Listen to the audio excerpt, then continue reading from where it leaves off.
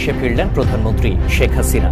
বহনকারী ফ্লাইটটি হযরত শাহজালাল আন্তর্জাতিক বিমানবন্দরে অবতরণ করে।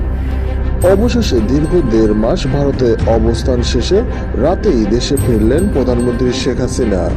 রাষ্ট্রপতি শাহাবুদ্দিন চুপ্পুর গোপন ষড়যন্ত্রের মাধ্যমে দেশে ফিরানো হলো প্রধানমন্ত্রী শেখ হাসিনাকে। ইতিমধ্যেই শাহজালাল আন্তর্জাতিক বিমানবন্দরে ভিড় করে আওয়ামী লীগের লাখো নেতাকর্মী।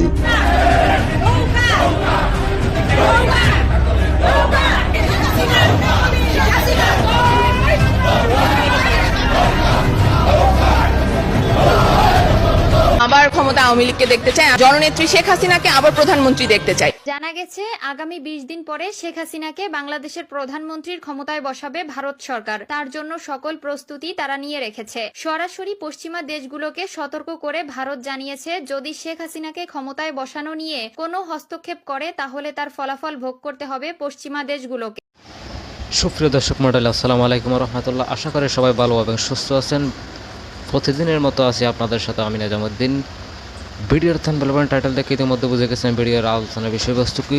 20 দিনের মধ্যে হাসিনাকে ক্ষমতাতে বসাতে যাচ্ছে ইন্ডিয়ার ভারত সরকার মোদি, এবং তিনি আরও পশ্চিমা দেশগুলোদের হুমকি দিয়ে বলেছেন, কেউ যদি শেখ হাসিনাকে বল প্রয়োগ করে, চাপ প্রয়োগ করে, তাদের জন্য যথাযথ ব্যবস্থা নেবে ভারত সরকার।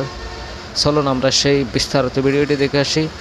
তার আগে যারা আমার চ্যানেলটি সাবস্ক্রাইব করে লাইক কমেন্ট শেয়ার করে সাথে থাকবেন। জানা গেছে আগামী 20 দিন পরে শেখ হাসিনাকে বাংলাদেশের প্রধানমন্ত্রীর ক্ষমতায় বসাবে ভারত সরকার। তার জন্য সকল প্রস্তুতি তারা নিয়ে রেখেছে। সরাসরি পশ্চিমা দেশগুলোকে সতর্ক করে ভারত জানিয়েছে, যদি শেখ হাসিনাকে ক্ষমতায় বসানো নিয়ে কোনো হস্তক্ষেপ করে তাহলে তার ফলাফল ভোগ করতে হবে পশ্চিমা দেশগুলোকে। বিশেষ করে যুক্তরাষ্ট্রকে সতর্ক করেছে। সাবেক প্রধানমন্ত্রী শেখ হাসিনার উপর চাপ প্রয়োগ বন্ধ করার জন্য পশ্চিমা দেশগুলোকে আহ্বান জানিয়েছে ভারত। এবার তাকে ক্ষমতায় বসাতে পশ্চিমাদের কাছে জোর লবিং চালাচ্ছে ভারত। যে কোনো মূল্যেই শেখ হাসিনাকে ক্ষমতায় বসাবে ভারত। শেখ হাসিনাকে ক্ষমতায় বসাতে যা করা লাগবে সবকিছুই করার জন্য প্রস্তুত আছে ভারত। বাংলাদেশে অন্য কোনো সরকার গঠিত হতে পারবে না বলে জানিয়ে দিয়েছে এক গোপন সূত্র। সেই সূত্রের বরাত দিয়ে জানা যায়, শেখ হাসিনাকে ক্ষমতায় বসানোর জন্য উঠে পড়ে লেগেছে ভারত সরকার। তবে এই সূত্র কতটুকু সত্য তা এখনো জানা যায়নি। বাংলাদেশে রাজনৈতিক উত্তেজনা বাড়তে থাকায় শেখ হাসিনাকে ক্ষমতাচ্যুত করার আগে যুক্তরাষ্ট্রকে বাংলাদেশ ইস্যুতে শিথিলতা প্রদর্শন করার জন্য